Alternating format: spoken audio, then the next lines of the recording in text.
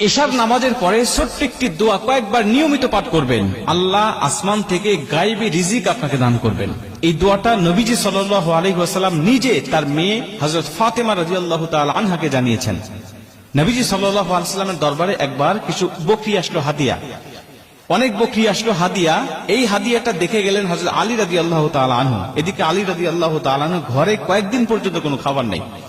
এগুলো দেখে চলে গিয়েছেন বাড়িতে, গিয়ে ফাতেমা রাদিয়াল্লাহু তাআলা আনহাকে ডাক দিয়ে বলছেন, ফাতেমা, আমি দেখে আসলাম নবীজি সাল্লাল্লাহু আলাইহি ওয়াসাল্লামের দরবারে কিছু বকরি হাদিয়া এসেছে, আমাদের ঘরে তো কয়েকদিন খাবার নাই, তুমি যাতা পিষতে পিষতে হাত দিয়ে রক্ত বের হয়, তুমি একটু নবীজির কাছে যাও, গিয়ে বলো সে যেন একটা বকরি আমাদেরকে হাদিয়া দেয়, তাহলে অন্তত আমরা ছেলে সন্তান নিয়ে কয়েকটা দিন অন্তত ভালোভাবে খেতে পারবো, আমাদের ক্ষুধাটা অন্তত নিবারণ করতে পারবো, তুমি চলে যাও তোমার পিতার দরবারে।